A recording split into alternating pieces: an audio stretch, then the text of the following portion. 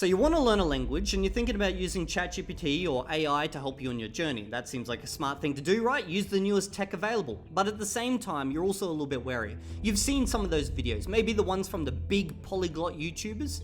Those guys who learn lots of languages, they know what they're on about. And they've told you in no uncertain terms, don't do this. You will learn an artificial language. It will hallucinate words for you. It will make up grammar. It will agree with you when you're wrong and disagree with you when you're right. You're better off buying an actual course from someone who knows what they're on about. Now, this also makes sense, but there's a little bit of a conflicting interest here because the courses they're selling are their own courses. AI is their competitor. So does that mean AI is good or bad or somewhere in between? Well, at the same time, you've probably also seen those videos from those YouTube channels that are dedicated to using just AI. They give you basically the perfect prompt to learn a language. Of course, you should probably buy their courses as well. So what's the truth? Is AI actually good or is it bad? Like, that's the hard part to figure out. Now, maybe you can go watch one video from someone who speaks French and can investigate its French abilities, or maybe Spanish or something like that. But most of these guys are not going to cover every language or the languages that you might be interested in.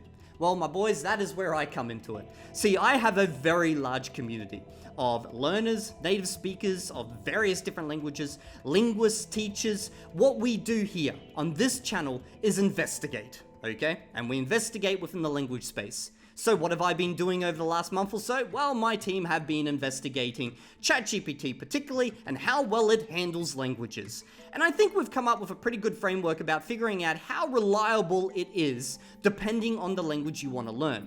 So we have investigated somewhere between 10 to 20 languages, okay? And I will be showing you a bunch of those languages and the results from that in this video. But by the end of this video, no matter what language you're interested in, you should be able to make a pretty educated guess about how well it will handle that language, and therefore whether you should use AI or not. Okay, let's begin.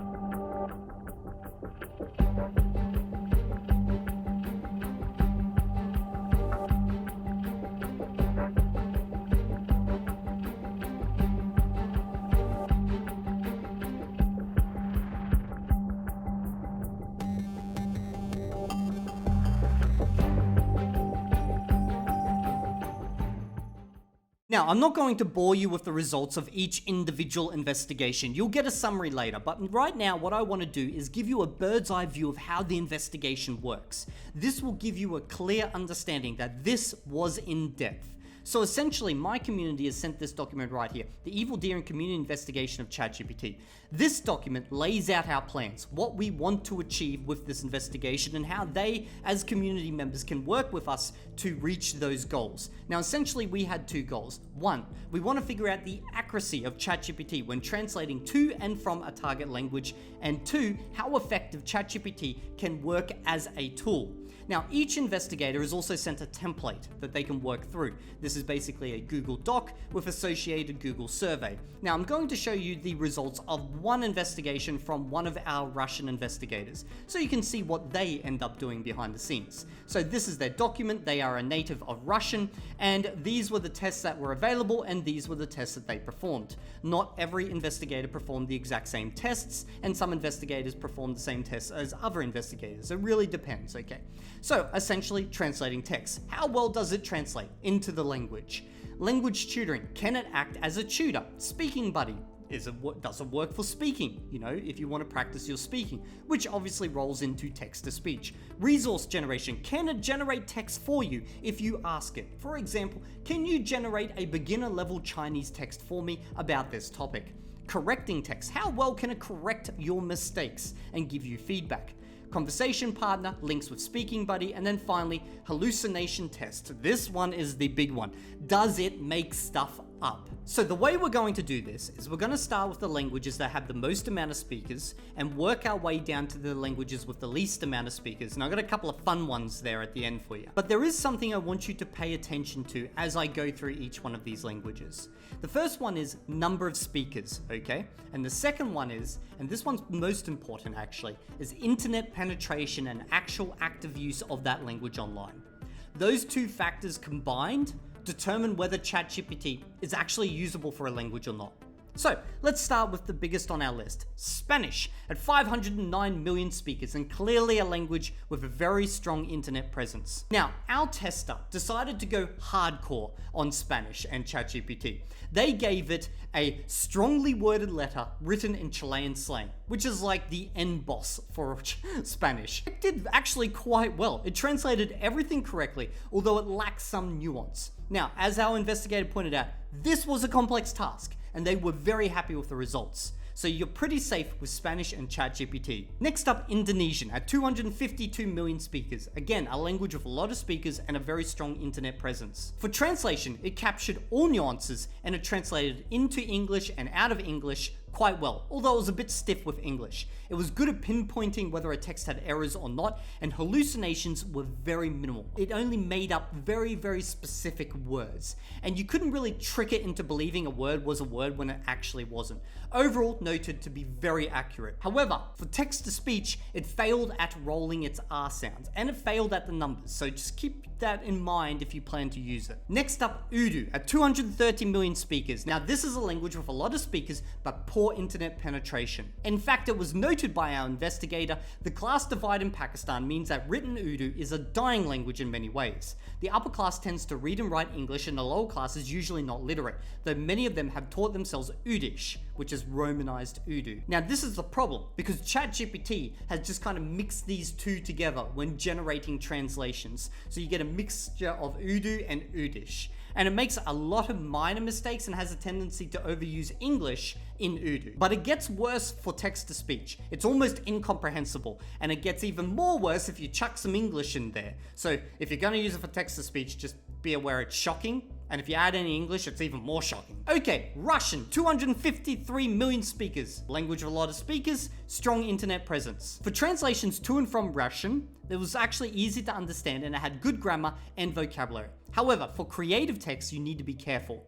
The investigator noted that, for example, for some song lyrics, it translated tainted love as dirty love, which changes the meaning from toxic love to sexually dirty love, which is a completely different vibe. Now, for tutoring, it gives good answers about Russian grammar and vocabulary nuances. It understands Russian internet slang and regional slang well. It's even able to point out mistakes natives are most likely to make to you. However, our investigator noted you're probably best to use it if you're already at an intermediate level. That way, if it makes any silly little mistakes, you can spot them. Dutch at 25 to 30 million speakers. Now, we've crashed a number of speakers compared to Russian. Its translations were generally very literal, more so than they should have been, and the sentence length in Dutch matched that of English, which is not really how Dutch works, and it had an overuse of rare words. Again, not how speakers actually talk. And our investigator noted you're better off using an alternative like SmartCat or DeepL, as these programs can actually learn from you. For resource generation though, it was able to generate beginner text quite well. There was no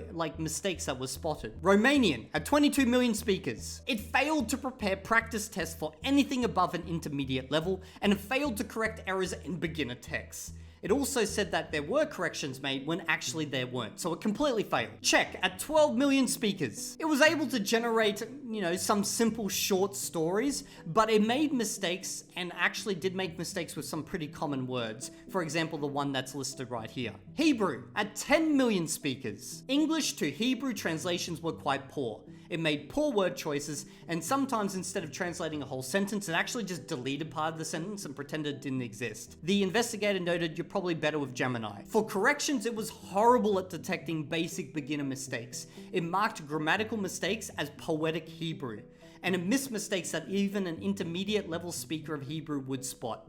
And again, it deleted random parts of your sentence when you asked for corrections. It was better with native level text, although if you asked it, it would sometimes say things like the word for charming, which is a completely normal word in Hebrew, was slang. For hallucinations, this was quite common, and in fact, it was very easy to trick it into believing that, a word is a Hebrew word when actually it wasn't, and it would just agree with you. Esperanto at 2 million speakers. This is a language with few speakers but very strong internet presence and also a very strong literature. Overall, very good, but some poor grammar choices were made. It also seemed to hallucinate words for niche concepts. For example, it would create words based on English words and kind of just like inject them into Esperanto using Esperanto phonetics. Additionally, it would sometimes extend the meaning of Esperanto words in a way that would work in English, but not in Esperanto. For example, for the word vesting shares, it said was vesti akciojn, which is not possible in Esperanto. You would say something like plenigotaj akcioj. Overall, it generated texts on that of a level of an advanced speaker. But again, niche topics is where it starts to fall over. Okay, so you've seen the results for various different languages, some giants, some smaller languages, even some created ones. Now you've probably noticed the more speakers, the more likely it is to be accurate, and the more internet penetration, the more likely. So if you take those two factors, you can generally figure out if it's going to handle your language well. So if your language has more than 100 to 200 million speakers, and it has a strong internet presence, you're probably pretty safe. Okay, we've reached the end of this video. If you've enjoyed this investigation and you want to see more investigations in the future, make sure you sub to the channel, like the video, leave a comment, let us know what you want to see, and never know, maybe I'll cover it off. And if you particularly liked it, we have a membership. You can just hit that join button and join our community. It's an interesting community overall. We pretty much deal with everything to do with languages. Thank you for coming, and I'll see you all in the next video.